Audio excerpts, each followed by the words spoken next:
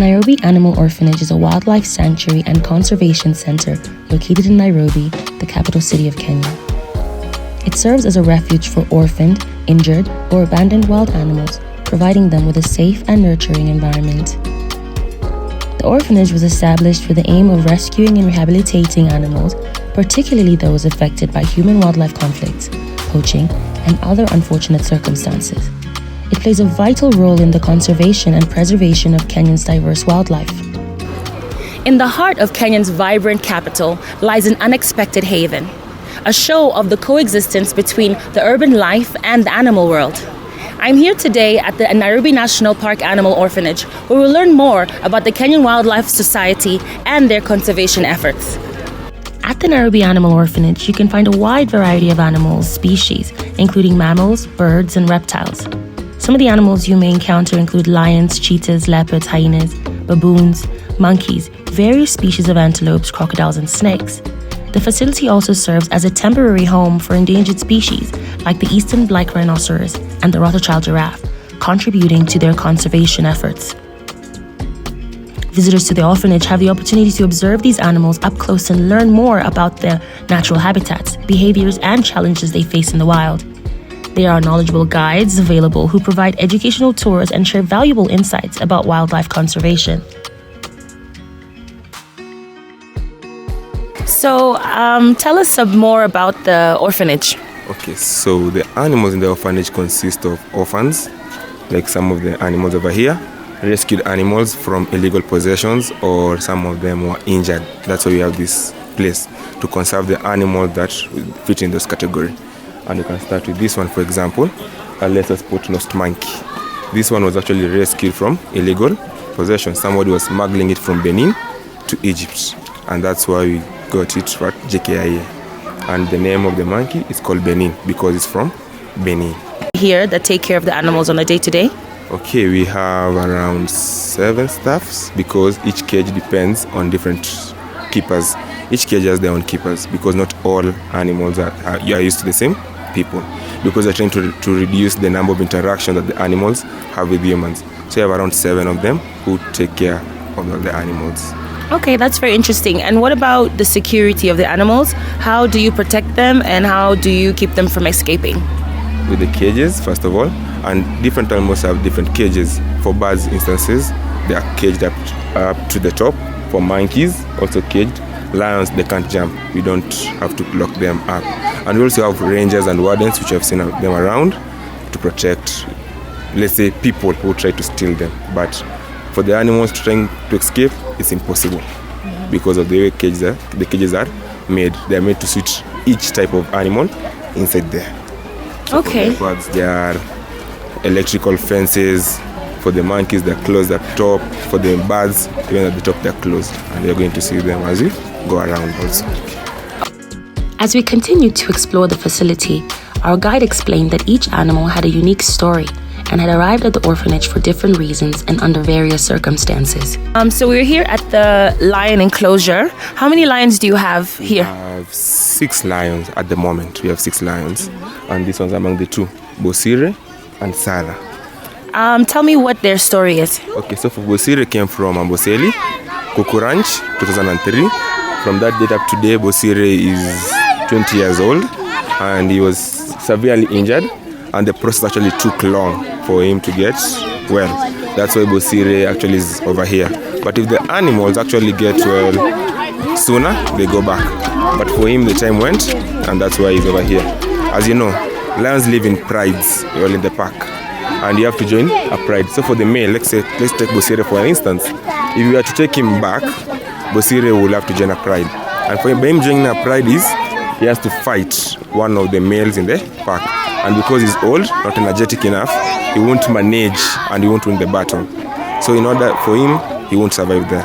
And for that, he won't eat because the lionesses are done to hunt in a pride. So for him, you have to protect him until he dies because he's already old.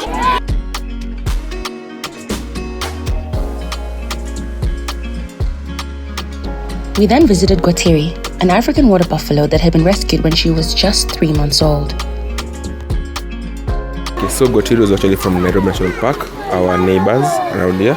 2016, and she was actually only 3 months old when she was found stuck in mud. And we knew she was orphaned immediately because for buffaloes, they walk in groups and they herd together. Although most species exclusively have a habitat for themselves, many herbivores living within the facility share habitats as they pose no natural threat to one another. However, others, such as the crested porcupine, require isolation as they are notorious for their aggression. Tell us more about this animal. Okay, so first of all, is that we have different types of porcupine, like 27 of them. So the normal one that people are used to is actually much more smaller compared to that one that we have here. This one is not like the other one that throws the quails. This one you have to make contact with it so that it detaches from the quails, and it's more friendly, and it's like it has hands. First of all, and a fun fact of it has hands like human beings. It peels bananas, it can peel the potatoes, and it actually digs. That's why we can see that from the cage, it's actually made of concrete to avoid it from digging and escaping.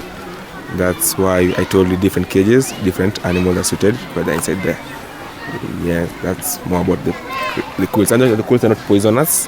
As you can see, people actually think they're poisonous, but they're not poisonous, but very, very painful.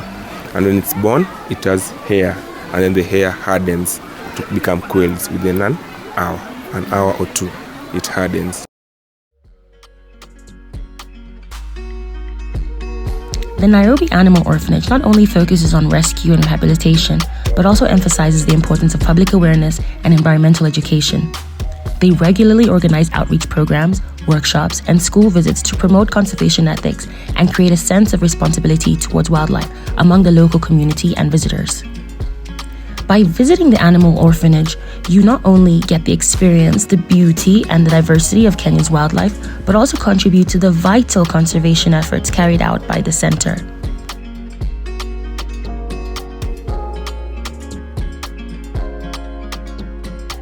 I've also noticed that there's a lot of children around here. A lot of schools, a lot of children from schools. Tell us about that. Do you have a lot of student visitors? Yes, we always have a lot of student visitors, but from the past week and this week, we have a lot of them because schools are actually closing. That's why there are a lot of them. But even on a daily basis, schools are our target markets.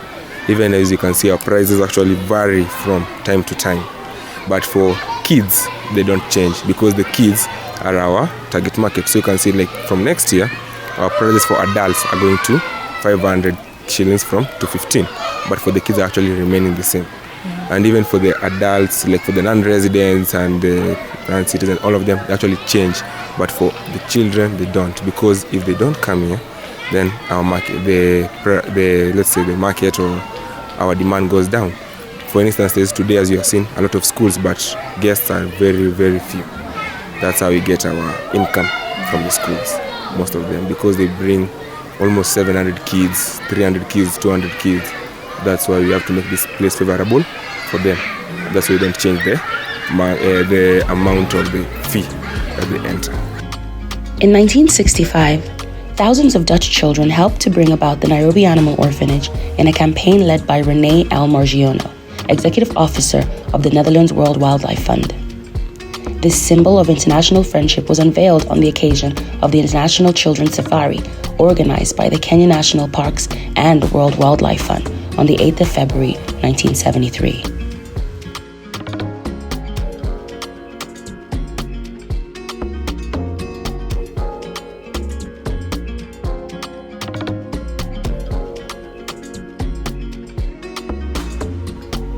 We spoke to Mwalimu Juliet Kuria from the Farm Foundation Academy located in Kasarani, one of the various groups of schools visiting the orphanage that morning, who further elaborated the importance of involving children in such activities.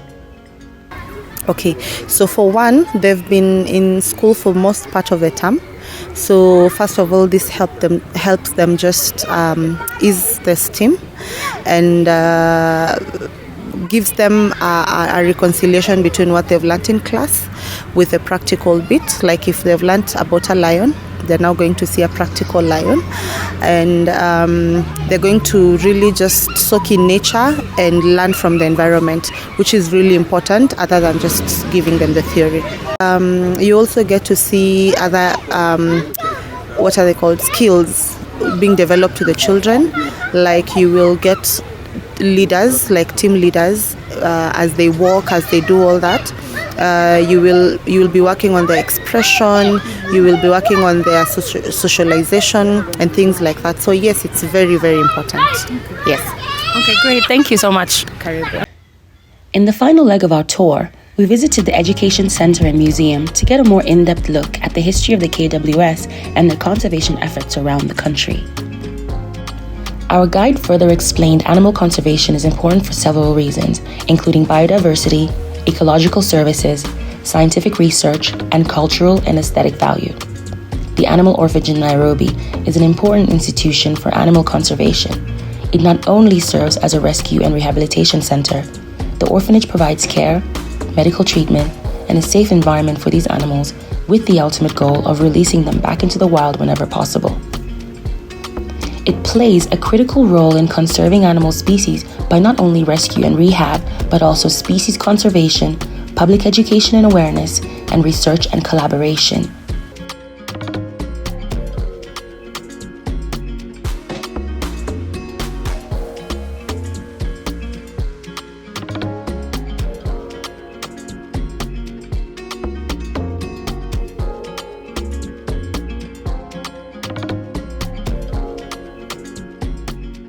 And so what's the difference between this place and a zoo?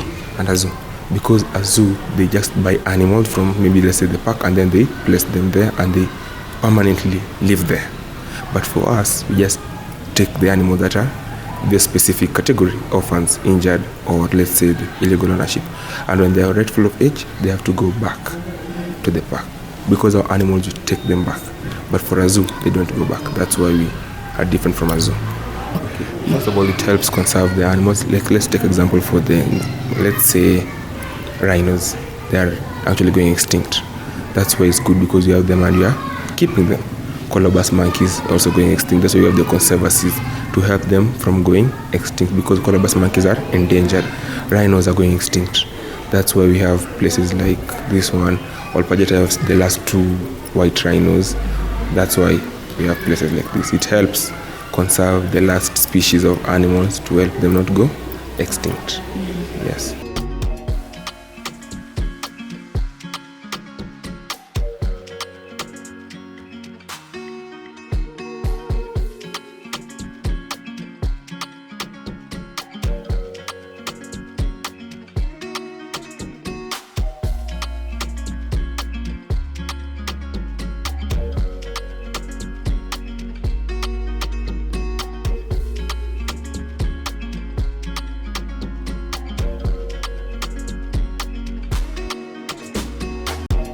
In wrapping up, we've managed to showcase the invaluable role of the Nairobi Animal Orphanage in teaching animal conservation to children. We witnessed the profound impact that first-hand experience with wildlife can have on young minds, and how these interactions foster deep appreciation for biodiversity and inspire future conservationists. As the children connect to the animals, the hope is that they forge a bond that will encourage a commitment to safeguarding our planet's remarkable creatures for generations to come.